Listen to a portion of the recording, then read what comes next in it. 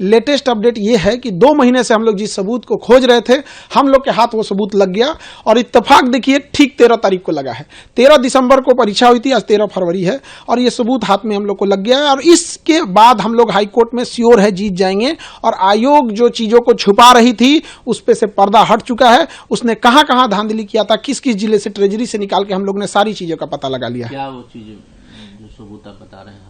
देखिए 13 दिसंबर को बीपीएससी की परीक्षा थी और 3 सेट में क्वेश्चन बनाया जाता है कि बाय द वे अगर एक कहीं लीक हो जाए तो बाकी का हम यूज कर सके। तो वहां था कि एक ही यूज होगा, तो 13 दिसंबर को एक पेपर की परीक्षा यूज हो गई, बाकी के जो पेपर थे वो बच गए। तो ये नियम यही कहता है एसओपी कि इन 2 जो सेट बचे हुए हैं इसे आप अपने अपने जिला के ट्रेजरी में जमा करा देंगे। तो ट्रेजरी में जमा हो जाना चाहिए। तो हमने पूरे ट्रेजरी में 2 महीने का समय लग गया पता कराते कराते किस ट्रेजरी में कितना जमा है कितना नहीं। तो लगभग हर जिले में ट्रेजरी में मिल रहा था, लेकिन नवादा और गया के ट्रेजरी से ये दोनों पेपर गायब थे।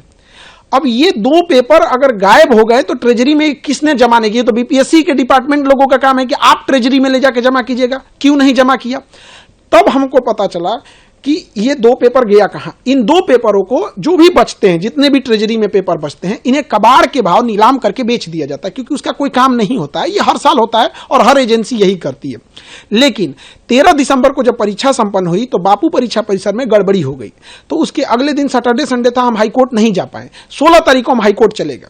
हाईकोर्ट में जाने के बाद उस समय हम लोग के पास बहुत ज्यादा सबूत नहीं था, तो एडवोकेट और सबका कहना था कि मजबूत सबूत चाहिए इसके लिए, तो हम लोग सबूत में जमा हो गए। अब ये जो 2 पेपर गया और नवादा से गायब था, जिस पर कोई सुरक्षा मानक नहीं थी, बीपीएससी ने क्या किया, जो बापू परीक्षा परिसर में लगभग 6000 बच्चों की परीक्षा लेनी थी, उनको इन्हीं कबाड़ वाला पेपर थमा दिया।